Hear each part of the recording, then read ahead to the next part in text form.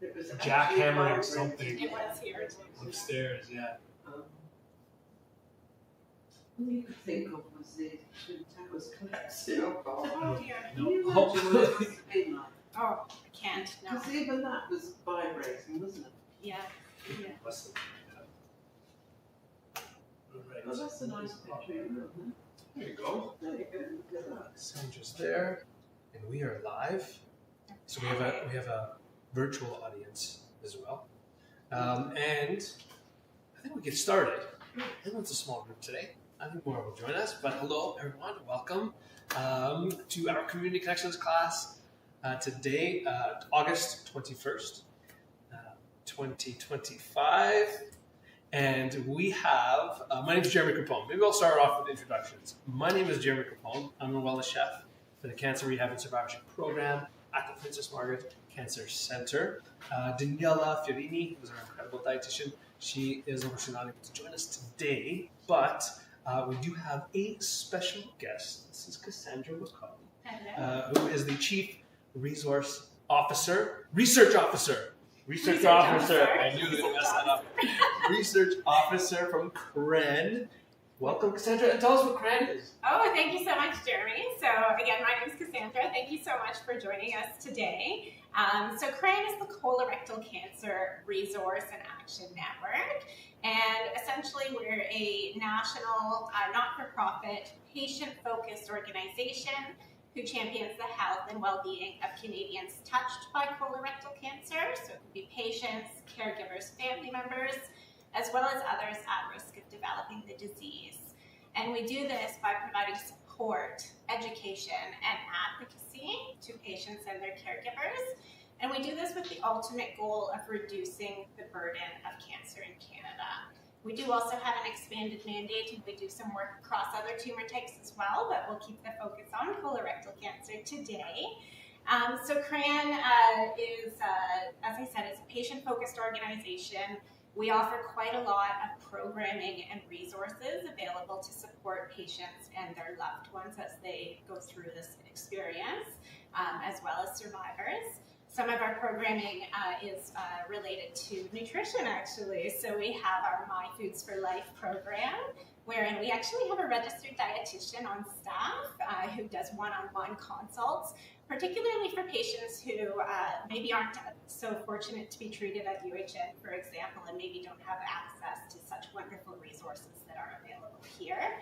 I'll highlight a couple of our brochures. We do have some cookbooks available with some lovely recipes designed for the colorectal cancer patient. Our other programming extends to support services, educational services as well. We have an upcoming early age onset cancer symposium, which when we talk about early age onset cancers, we're talking about cancers diagnosed in an individual under the age of 50. So CCRAN has an entire mandate dedicated to early age onset cancer. We do a lot of work in that space. Unfortunately, in colorectal cancer, the rates of early age onset are rising rapidly. So there's a lot of work to be done. And we have this symposium coming up November 20th to 21st. It's a national virtual event. It's free to register. We have a lot of really wonderful sessions available focused on things from kind of policy. We're talking about lowering the screening age in colorectal cancer to other kind of sessions that are really relevant to young patients going through the journey. So we'll be talking about things like fertility and intimacy, reproduction. We'll be talking about the costs of cancer, managing survivorship. And this is, again, right across tumor types. So yeah, we're a busy organization, but all of our services are absolutely free and available virtually and across the country. That's fantastic. That's incredible. And I was going to ask a couple questions. Yes, please. For the symposium, how are people able to register? Yeah, so registration is going to open in the next couple of weeks. Okay. And it's available through our website, which is www.CCRAN, which is CCRAN.org. And Anybody who's registered in our database, which is free of charge, will certainly receive email notifications. We'll be sending it out on our socials as well. But yeah, absolutely free registration, and there's something there for everyone, really regardless of the age of diagnosis. Certainly tailored to the younger patients, but there's something of interest, I think, to everybody. That's incredible. And then if someone does want to book a consult with the dietitian that you have on staff, do they also go through the website as well? Absolutely, yeah. We have a national patient programs manager and a patient support team who patients or caregivers are welcome to connect with. We also do one-on-one calls to support and educate patients, help them navigate treatment options, and just generally provide some empowering and supportive information. But yeah, certainly give us a call, visit our website, and we can connect anybody interested to our dietitian. Fantastic. That's amazing. Thank you for sharing. We will include a lot of that information in our description on our recipe pages and the videos from today's class. So if you're watching today, tune back and check it out in upcoming days for those resource links. But again, the website is www.crancran.org. Fantastic. Awesome. Thank you. Thank you. And for today, our recipes, like Cassandra mentioned, we're going to be focusing on colorectal cancer population. And in particular, with these recipes, we designed them for people that might be on a low-fiber diet. Yes. And I don't know if you want to talk about it a little bit on Sure. Yeah, absolutely. So when you think of colon health, you usually think fiber, but that's not always the case. And in colorectal cancer patients, if they are experiencing perhaps a partial blockage in their colon, or if they're maybe preparing for surgical resection of the colon, or have just had surgical resection of the colon, actually a low-fiber diet can be really essential. So even though it's not necessarily intuitive to what you think about when you think about colon health, it's really important to understand how to cook low-fiber diets to support your body through the cancer experience. Yes, yeah, absolutely. And so keeping that in mind, we designed today's recipes to be low-fiber, but still very nutritious, still very satiating, accessible, easy is the name of the game if you're familiar with our recipes. So we have 3 recipes to highlight today, and we're ready to get started. All right. Now, Cassandra, you mentioned that you're not super confident in the kitchen. But okay, it's all right. This is the place to be, for sure. And we'll definitely put you to work. So, but it'll be very easy and straightforward. The first recipe that we're going to highlight, this is actually taking some inspiration from a Sunday lunch dish that relatively recently my mom has been cooking quite often, and it's been really great summer salad recipe, and sort of a spin on like a potato salad, like a traditional potato salad. So we are making a potato salad. Potatoes are a great option. That can be lower fiber, especially if we do remove the peels and the skins. And so that is going to be the star of the show for today's recipe. I saved you the exciting part of cooking the potatoes, but I can go through the explaining of it. So you can use really any potato that you like. Yukon Golds are pretty standard, sort of like in that medium sort of starch. It's almost like a cross between like a waxy potato and a very starchy potato. So they work really well for potato salad. You peel it just sort of cut them into medium-sized chunks, and then into the pot and cover with water, and then bring to a boil. So a little bit different from like if you were cooking grains or pasta or something. We want to start it in cold water and bring that up to temp. And once it is boiling, we can sort of reduce the heat a little bit. I don't want a very aggressive boil, but cook them until they are soft and tender. And you can usually tell by sticking a fork inside. It should come out pretty easily. If they start to break apart a little bit, that's perfect. I don't want to make mashed potatoes, so I don't want to overcook them, but just until they're nice and soft and tender. So that can vary like 10 to 15 minutes-ish, depending on the size of the potato. So it's more of like a test game for that, okay? So we have our cooked potatoes ready to go. This is also highlighting another great choose option, which you wouldn't think, because beans, like regular beans in general, would not be considered a great low-fiber ingredient. Yes. However, green beans, string beans in a smaller quantity would be okay on the list. So we are adding some really nice green beans to this dish, and instead of having lots of pots and cooking, lots of dishes to cook after or clean after, what I like to do is, like, the last couple minutes of cooking the potatoes, you throw in your green beans into the same pot and just do it at the same time. Okay? That's my kind of cooking. Yeah, really easy. Yeah. So that's what we did here. We have our cooked green beans and we have our cooked potatoes. So those are the stars of the dish. Now, Sandra, what I'm going to ask you to do is to work on the dressing. So I just want to make sure, yes, we can see it. And we're going to start off with, you can use this spoon. Okay. We're going to start off with a little bit of Dijon mustard. You can put all of that in there. Just put it right in the bowl? Right in the bowl. Okay. My goal today is to show that if I can do it, anyone can. Yes. Because as Jeremy said, I'm not much of a cook. Now, Dijon, because we're getting a little fancy with it, you don't have to use Dijon. This is really just where flavors come into play, so you can use what you enjoy here. Okay. So Dijon, we're going to add a little bit of acid. So we're going to squeeze the lemon in here. Okay. Now, what we can do for the seeds, we'll get a strainer. If I'm doing this at home and I need to be a little quicker, I just strain it through my hands and just catch the seeds that way. Okay. But we can do it through the strainer Just as well. squeeze it right in there? Yeah, squeeze it in there.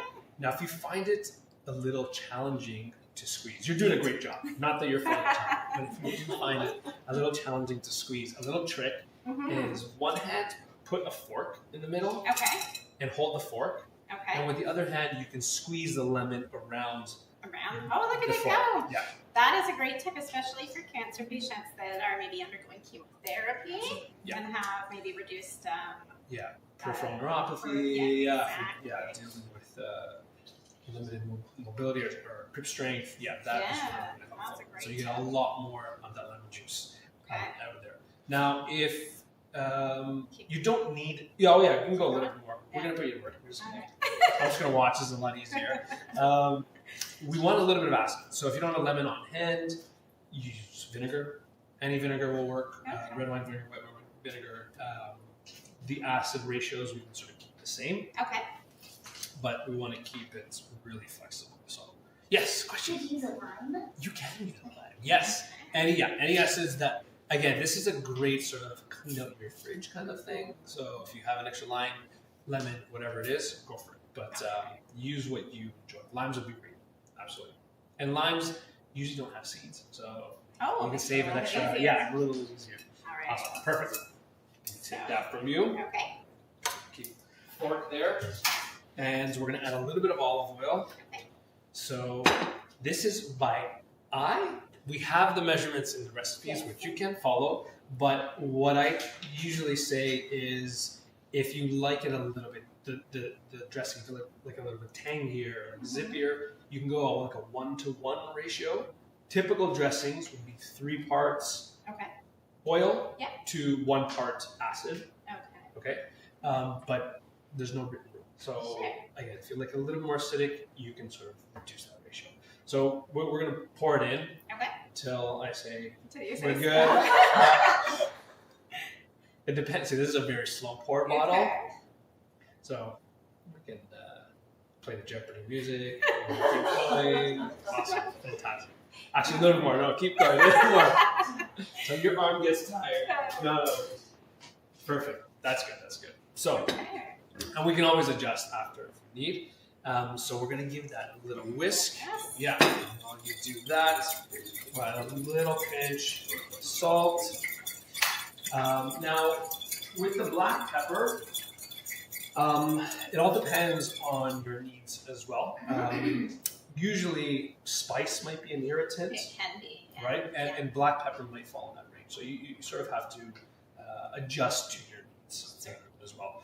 For today, I'm going to add just a little bit.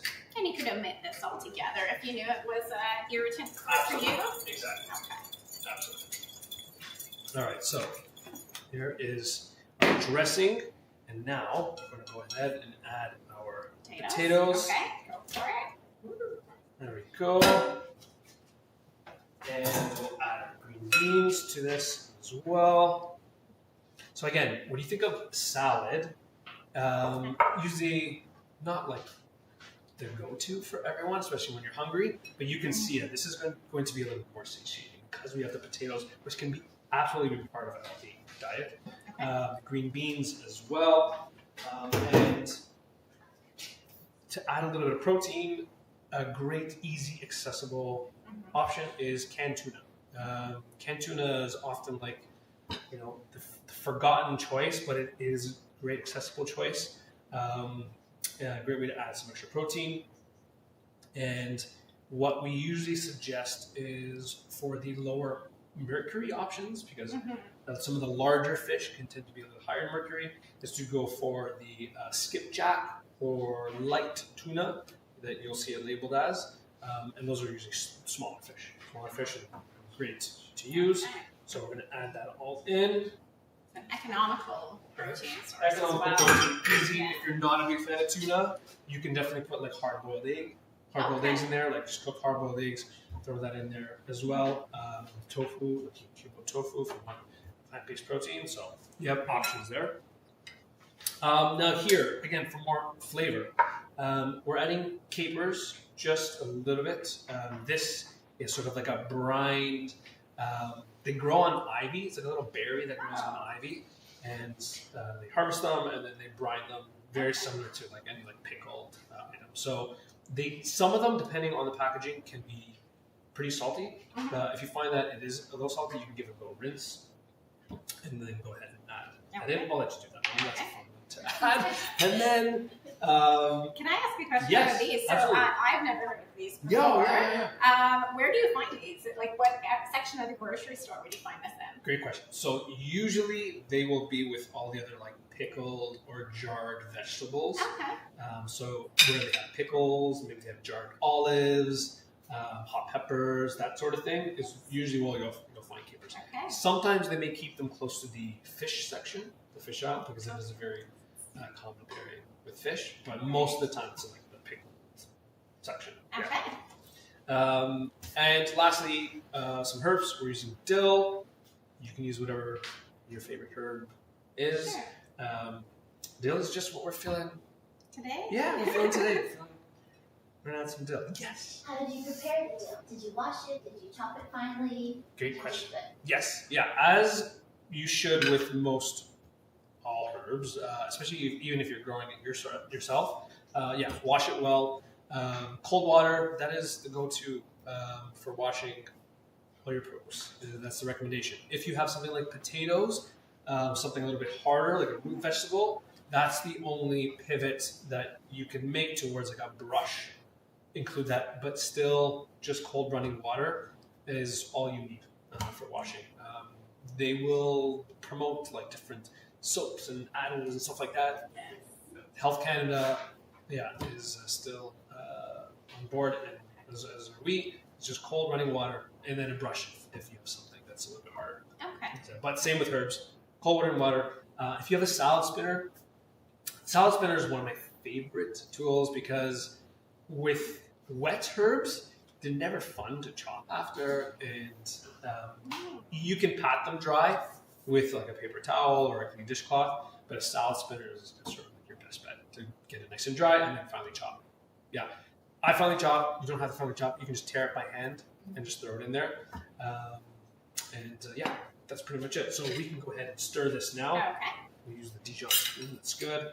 Give it a nice stir.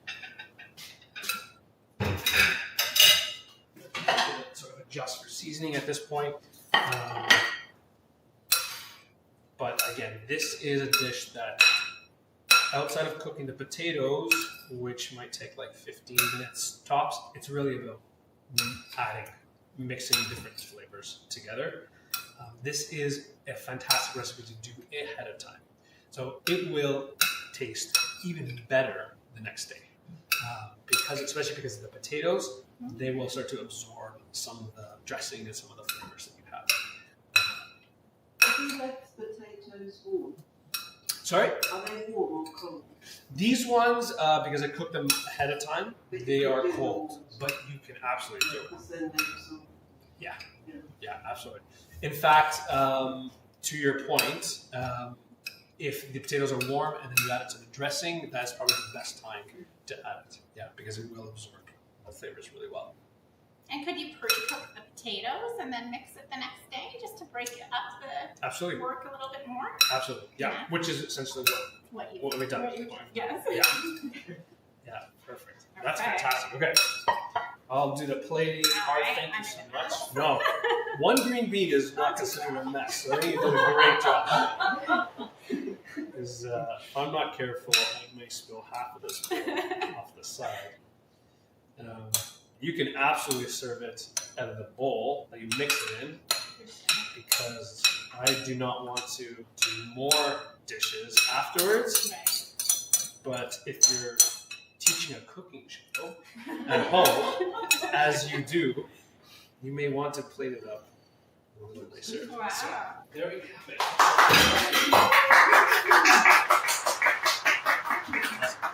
So yeah, tuna and dill potato salad. Awesome. Okay, that's our first recipe. Where should we put it? We can put it here. All right, and we will move on to our next recipe. How do we feel about that? That seems great. So I think a key thing for colorectal cancer patients is just make sure you're peeling the potatoes, as you mentioned at the beginning, Jeremy, but I'll just highlight that. Potato skins are really high in fiber, and right now we're talking about how to do a low-fiber diet. So even though it might be tempting sometimes to skip the peeling of the potato phase, that is important for the purposes of a low-fiber diet. Absolutely. Yeah. Okay. All right. On our ingredients for our next recipe. Can I just wash my hands with this? Yeah, you can wash back here, Yeah, perfect. dry here. And while you're doing that, we are going to prep our pan for recipe number 2, which is our pitata recipe. So, great idea for any time of day, breakfast, lunch, or dinner, is eggs. It's a fantastic protein, very easy to use. And for me, this frittata, I didn't plan it this way, but I feel like this is like a travel through my childhood as well. Grew up on frittatas. It's just a really nice, nourishing dish. But what's nice about it as well is it's very flexible. Okay. So you can use pretty much whatever veg you want. You can use other proteins in there, flavors. And what I love about it is that you can make a big batch, so like a big pan of it. And even if I only need 1 serving or 2 servings, it freezes exceptionally well. So it's a great way to sort of make something in advance. Say you're only cooking once a week or twice a week, make it in advance, you cut it up into little portions, wrap it, and then put it in the freezer, and then you can microwave it or toast it afterwards when you need that quick little meal or snack. So great make-ahead recipe. Dish choice. We are using a sauter pan, something a little bit deeper. You can use even just a regular saute pan. You can use a casserole dish. It's very, very flexible. It depends on how much you want to make. And it depends on really what you have on hand. So I'm using this deeper dish. Now, the thing about cooking eggs when you're not using a non-stick is cooked eggs tends to love to stick to pans and surfaces, right? Non-stick we don't want to put in the oven, so we are using a stainless steel.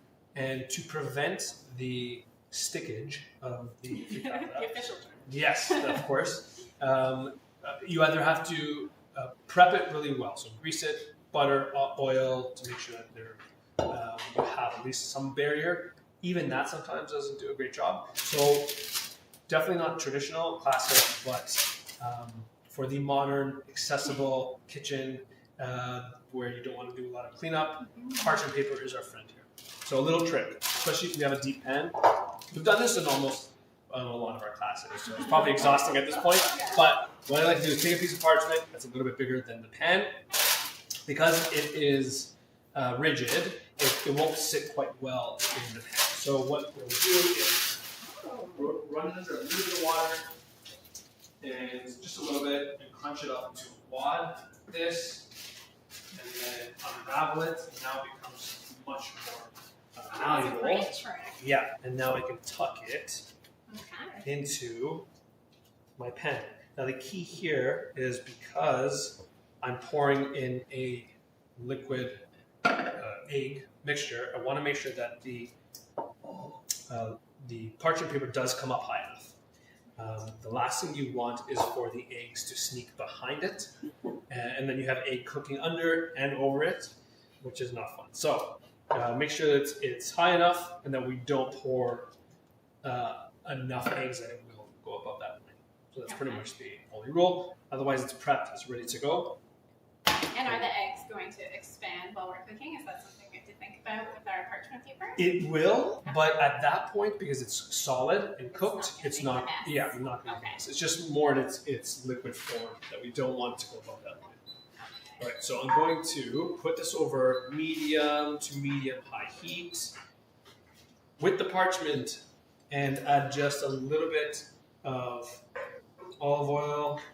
Don't need too much. Again, the parchment acts as a non-stick, which is really good as well.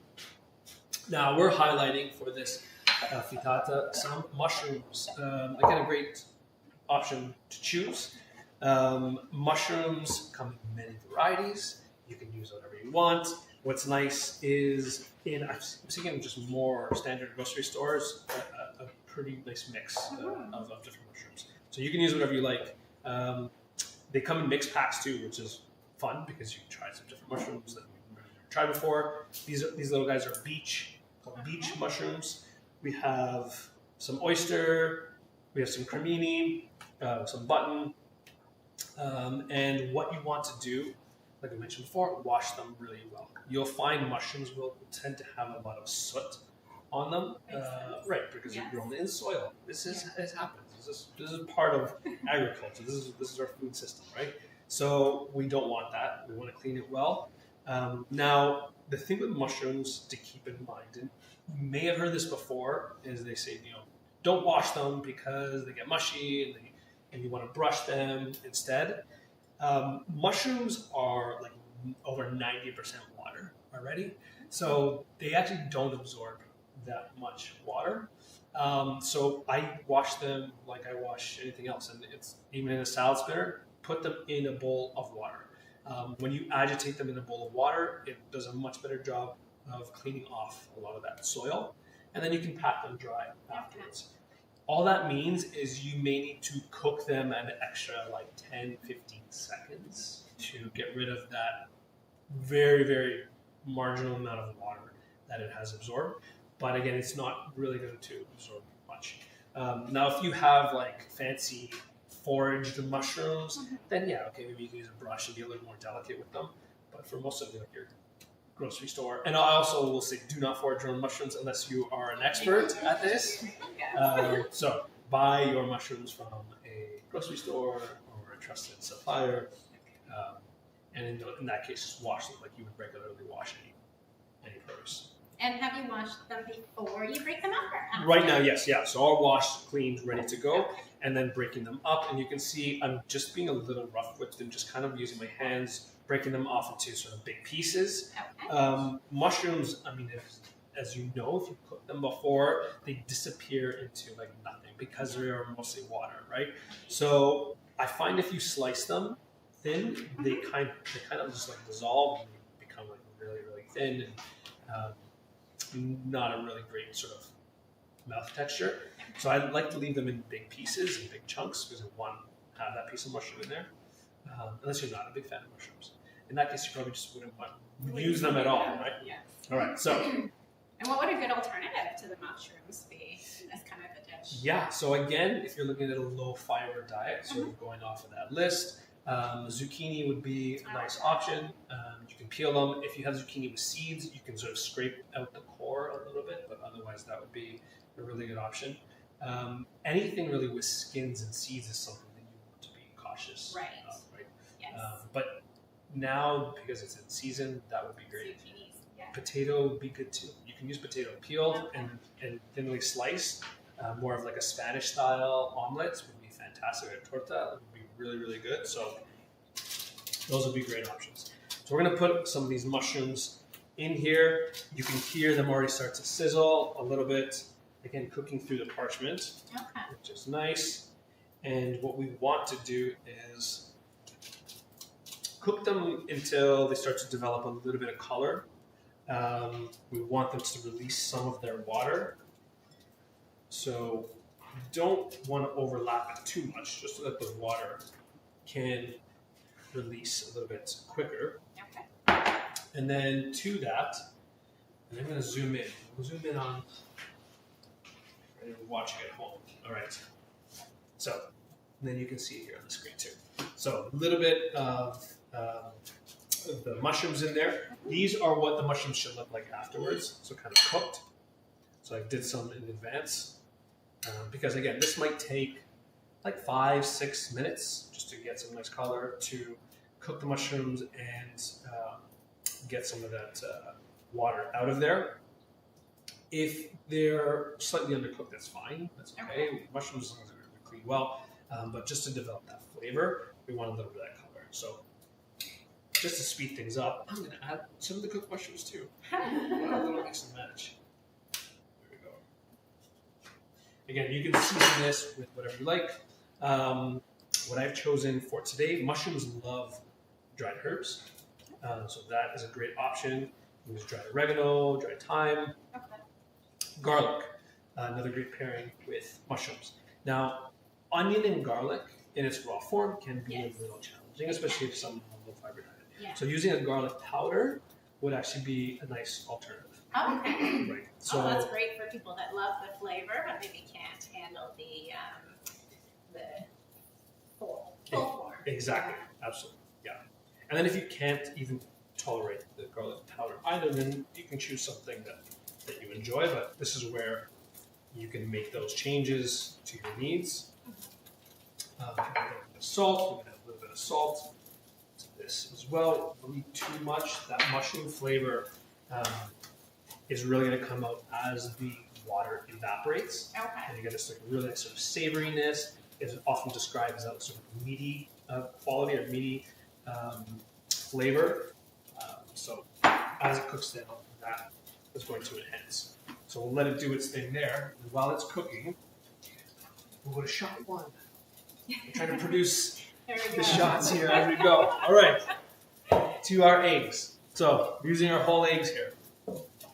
In the recipe, you may see 12 eggs. So that's a full dozen if you're doing the math at home. Now, like I mentioned, this is a great recipe to freeze. Okay, so this is something that I would just make the full pan, make it a little bit thicker, use what you want, and then you can freeze the rest. If you have a smaller pan or you just want to make a smaller dish, or you don't have as many eggs, you don't have 12 eggs on hand, even like 8 is a good option. Just enough so that you have at least about an inch of mixture in your pan. Because if it's too thin, now we're going to like omelet kind of territory, which is fine, which is great, but it might be a little bit thin when you cook the egg. So 8 to 12 is a good way to go. Oh dear. We're cracking it. First test. Don't let the egg slip out of your hand. Okay, so a little trick with cracking the eggs. This is something, actually, if anyone's familiar with Chef Jacques Pepin, the common egg, and I grew up doing this as well, is crack it on a corner, right? You're cracking a corner. Problem sometimes when you crack it on a corner is that corner can drive the shells in small pieces into the egg mixture, and then that's when you end up with eggshells, right? Yes. So what is a little bit easier and it prevents shells from falling in is to just crack it on a flat surface. Okay, so that's what we're going to do. So we're going to take our egg and just gentle, just until it breaks on a flat surface. Cassandra's going to do this one-handed, maybe a little bit harder, not too hard, but a little harder. There we go, perfect, exactly. And now we can use our thumbs inside, and then just pull, and you crack your egg. Not rocket science, but we're cracking eggs here. Oh, mine's not. Yes, it's good. It's good. Yes.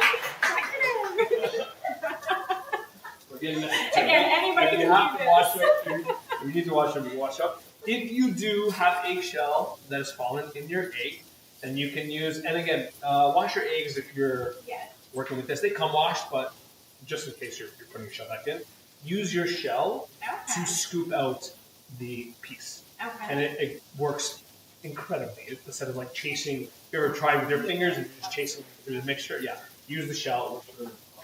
Okay, wash up. Go. We have our eggs. You can hear the mushrooms sizzling. We got the mushrooms here. We'll give it a little stir. Again, still directly on top of the parchment, which makes it really easy and convenient. I did not know that you could do that. Yeah.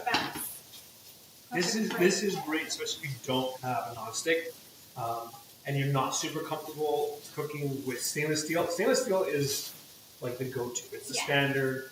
Tried, tested, and sure, it works exceptionally well. But you do have to learn how to use it with different heats in order to really maximize that nonstick ability. So if you're not super comfortable with it, a little bit of parchment is really, really helpful. Okay, so we have our eggs.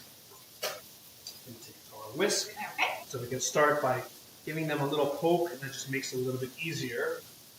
Before, there we go. Break the yolks, and then we can start whisking. All right, and now as we whisk, so this is where you can sort of change up the game a little bit too. Traditionally, we grew up. I don't think we ever added milk or cream to the eggs. It was just straight up eggs.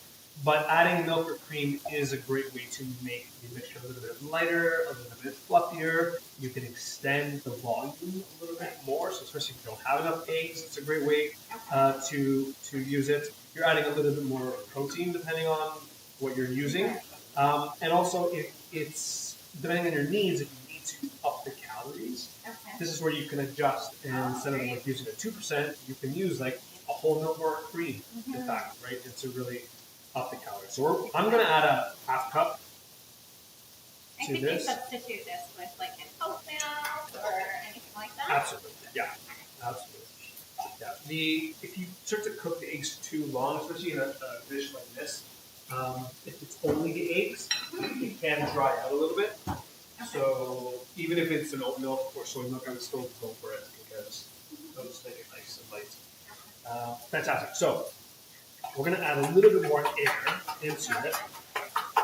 So there's different whisking techniques that you can try. Whisking towards yourself, I find a little bit more comfortable. Okay. That's good. That'll work. And what you don't want to put too much air because we're not creating a souffle. We really just want to combine the mixture together. So that is good. We're going to add, lower the heat a little bit. We can add a little pinch of salt at this point, or you can season. If you want to go with pepper, if you're okay with it, you can add pepper too. Any other flavors that you like. If you want to add frozen spinach, would actually be a really good option. Yeah. We're going to add a little bit of cheese. Okay. Because cheese is delicious. You don't have to add cheese. The cheese that you add is completely up to you. We're using some Asiago today. So we're going to add that right into the mixture. About a quarter cup to that's probably half a cup. Yeah, we're half a cup. All right.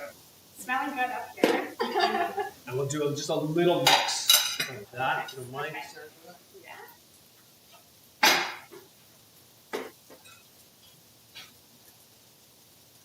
Perfect. That's Okay. good.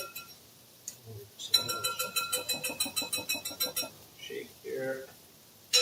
Right. So our mushrooms are ready to go. I can definitely push it a little bit more if I want some more color, but because I added those already cooked mushrooms in there, I'm happy with that. And now, shot 3. Yes. All right. We're going to add our egg mixture. Again, go slowly, especially if you have the parchment, because I do not want to go over that lip, that edge. I think we'll go okay here. And so the egg mixture goes right in. So I haven't turned the stove off because I do want to cook the sort of bottom half of it Okay. on the stove top. And what heat setting do you have it on now? So we have it on medium heat. Medium. So you go medium to medium low. Okay. You can hear how the sound of the sizzling mushrooms has gone down quite a bit. We don't want it to be too loud. We don't want it to be too aggressive. We don't want to burn the eggs, right? Okay. So medium to medium low is good. And as you can see, I'm just sort of dragging my spatula through it. Gently, again, don't push the egg mixture over the edge. But I want to see those curds of the egg start to develop. So I can start to see it a little bit here. We're going to keep dragging, and this might take a minute or so until you start to see some of those egg curds develop. And once they develop, you just let it sit for a minute. And are you getting all the way down to the bottom of the pan when you're dragging that? Exactly. Yeah. Perfect. Yeah, so right down to the bottom. That's good to go. Once you start to see those curds, we can transfer this into the oven. So the oven, I like to cook at 400 degrees. And 10 minutes to 15 minutes. It all depends on how much cooking was done up here. Right. Because I'm skipping through this part and making it a little bit quicker, Yeah. I'm probably leaning more towards the 15-minute Okay. side. But if I'm taking my time and cooking it until some larger egg curds develop, then 10 minutes in the oven and you're good to go. So we're going to do a swap. I'll swap over here because we don't have the time to fully cook.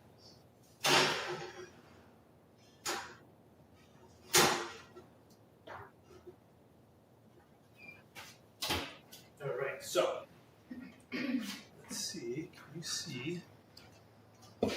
This is what we have. Yeah, exciting. Let it cool down a little bit. But here, again, what I love about the parchment is that just by lifting up the edges, it comes right out.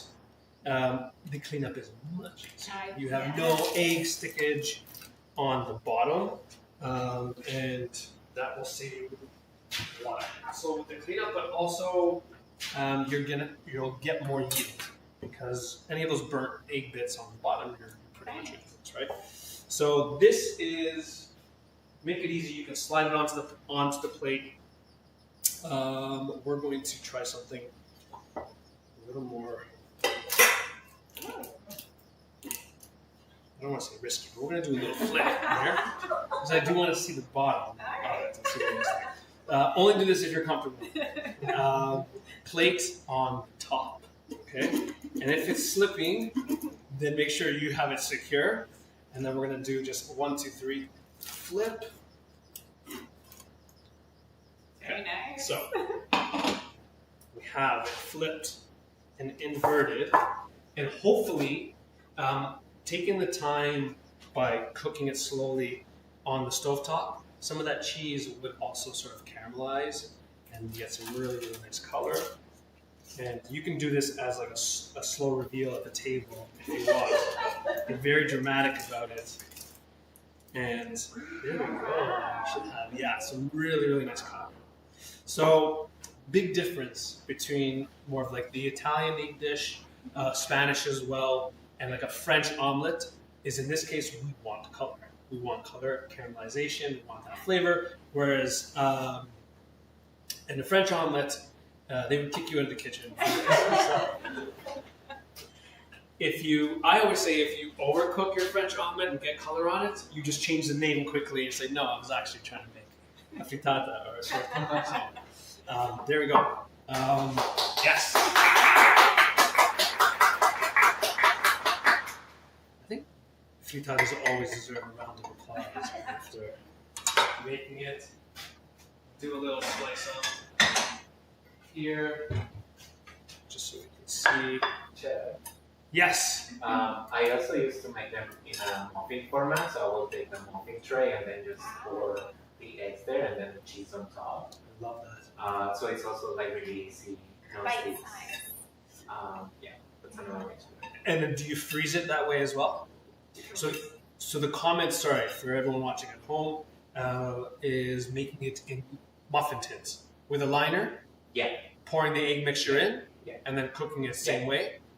or with the muffin tray that are just like the rubber ones, the plastic. Yes, Like, the silicone ones. Those are fantastic. Yes, absolutely. All right, so here we go. Let's see the side of it with the mushrooms. We'll lower it into the shot. There we go. Easy peasy. Awesome. And you know, one of my favorite tips from our dietitian on staff at CCRAN, especially for patients that are having, you know, trouble digesting food, maybe they have a partial blockage, is digestion starts in the mouth. And it's such an easy, simple thing, but it's so important. So even by chewing your food well, it actually helps with the digestive process. The enzymes start in the saliva, and it can really make it easier when you're eating and having difficulty with that partial blockage to digest the food. So I think that's a nice little pearl of wisdom that I've gained from our dietitian as well. Great tip. Love that. Okay, we're on to our last recipe. All right. We're going to get desserty here, and highlighting one of my favorite seasonal ingredients is the peach. And we have such a short window in Ontario for good peaches, so we're trying to take advantage of it when we can.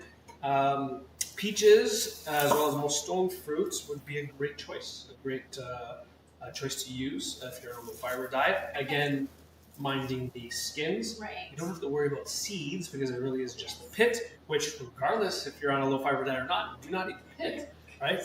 But the actual fruit itself is a great option. So we're going to use this and make a crisp, a fruit crisp, which is nice because you can pretty much transition whatever fruit you like, as long as it's okay for the diet that you need throughout the seasons, and pretty much follow the same recipe as is. So, a couple tips with the peaches. I have some diced here already to remove the skin. Again, if you're not on a low-fibre diet, you can leave the skin on. It's great color, extra fiber. But in this case, we want to remove the skin. So you can go very traditional, take your knife or a peeler and just remove the skin this way, which is, I guess it can be meditative in the kitchen, but a little tedious. And if you're not super comfortable using a paring knife, and a vegetable peeler might not work as well, then you can do a couple other things. So you can go through the process of blanching the fruit. And what that means, what is blanching? So blanching is very, very quickly placing your ingredient in boiling water and then removing it. So leaving it for like 30 to 60 seconds and then removing it and placing it directly into an ice bath. Okay, that shock, which is a great technique, by the way, if you want to freeze fruits or vegetables that are in season, because it sort of sets that color and it helps the freezing process. And what you can do is after you blanch, put it in an ice bath, these skins will come off super easy at that point. So it's an easy way to do it, but I mean, that's a process, having to set up the water and everything, right? So you can either peel it like this, or a much easier option, and especially when they're not in season, is to use frozen. Frozen peaches, as Daniela and a lot of the dietitians that we've worked with said, just as nutritious as fresh. So great option there, but much more convenient. They're also already peeled for. So all the peels are gone, and you can just use the fruit as is, which is nice. And especially in a recipe like this, where I'm cooking it anyways, it's doesn't matter. It's going to be nice and soft, and frozen, we're not really losing that much quality. So we peeled more peaches. Again, as exciting as it is for her to sort of watch me peel peaches, just save you that hassle. Just do one, and we're just going to cut them into like large chunks off of the pit. This one is really ripe. I had some earlier that were a little on the harder side. What's nice is even if you have underripe peaches, you can still follow the same process. We're just going to cook it a little bit longer in the oven. Okay? And what if they're a little overripe? That's perfect. If they're overripe, then yeah. And you are this jackpot. Okay. It's going to taste fantastic.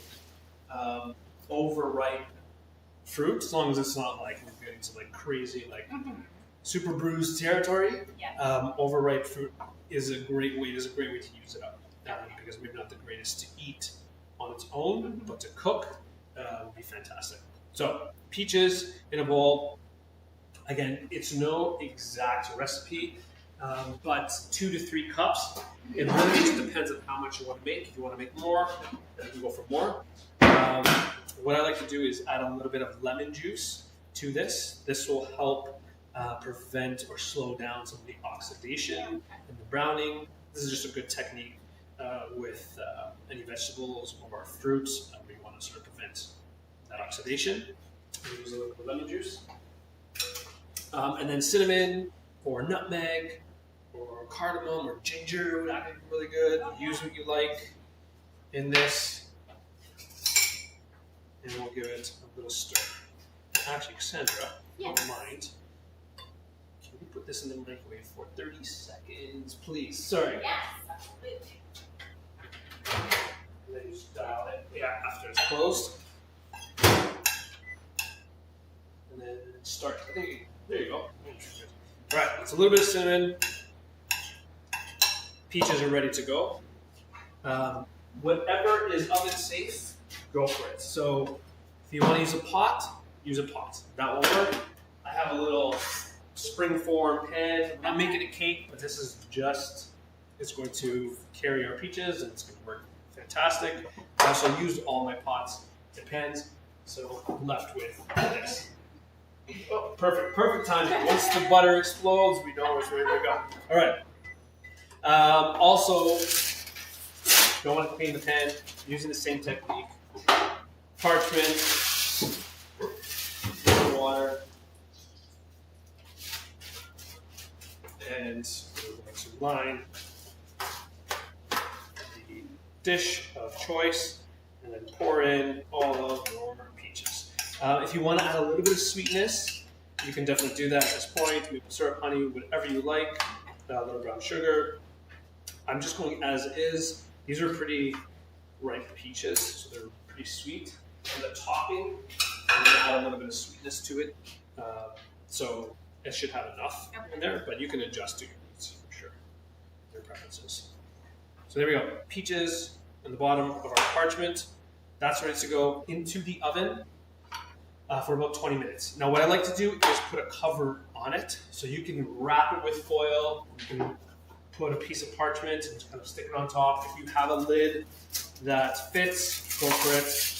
But I want to keep the juices in the pan because that is going to add this really nice sort of like syrup. It's natural syrup.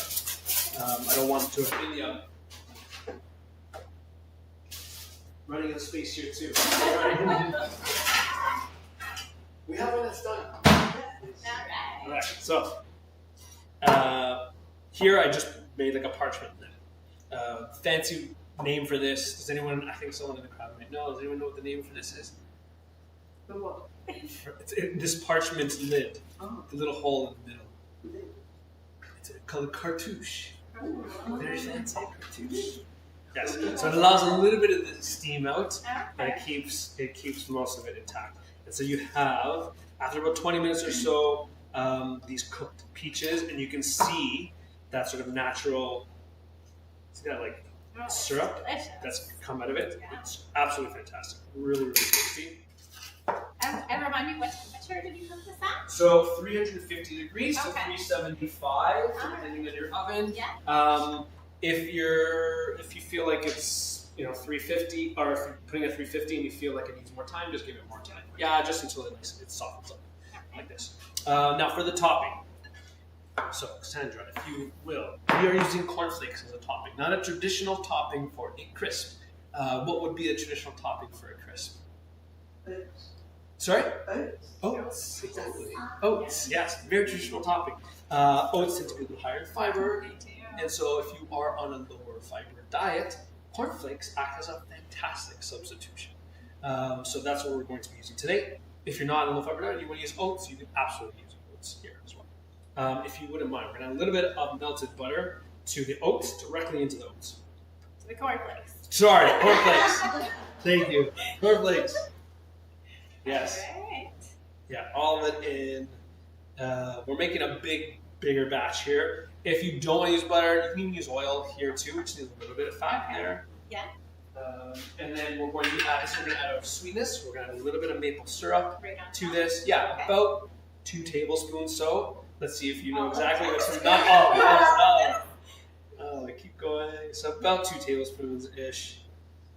We just want it to kind of coat evenly. That's perfect. Good. And then we'll give that a little stir. There's a round of applause. There's Cassandra here. Absolutely. Cornflakes is maybe more my style. Yeah. This would be an interesting bowl of cereal if someone caught you making breakfast.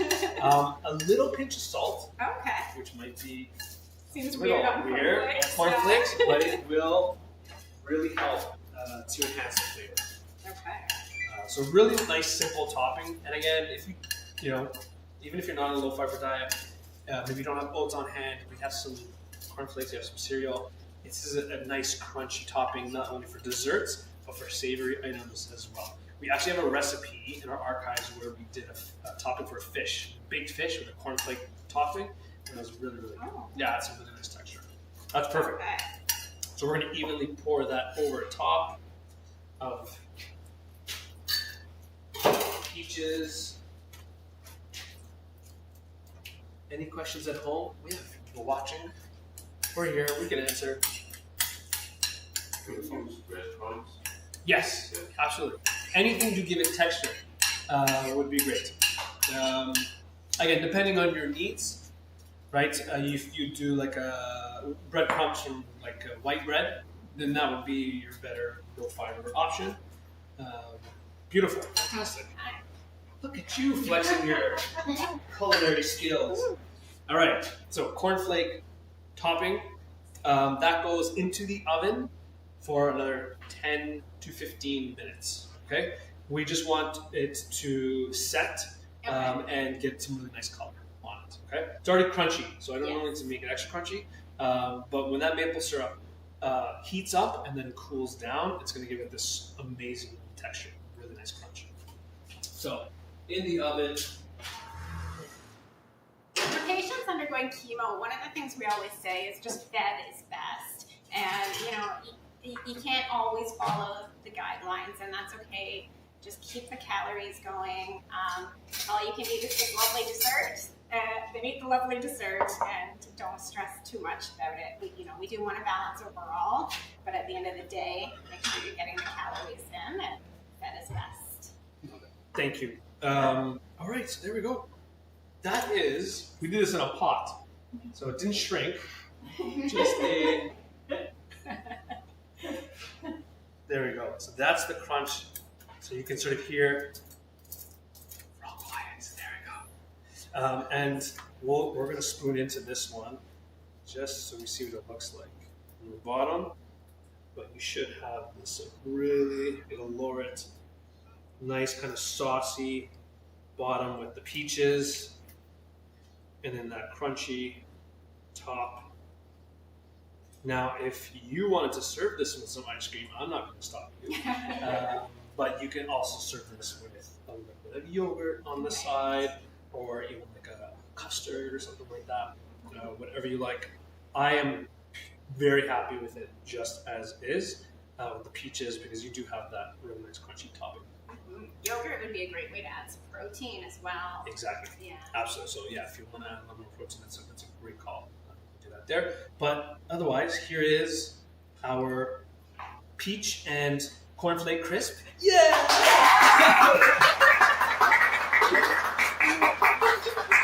I saw those hands go up and I kind of stumbled on the name. But we did it. We did our 3 recipes. Cassandra, thank you so much for joining us today.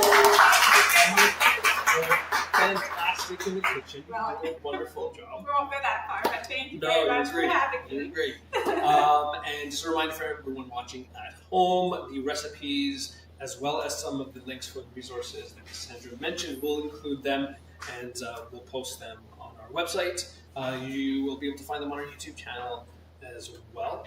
And just a reminder, we're back next Thursday, not next Thursday, the third Thursday in September, as we are every month, third Thursday of the month. And we'll see you then.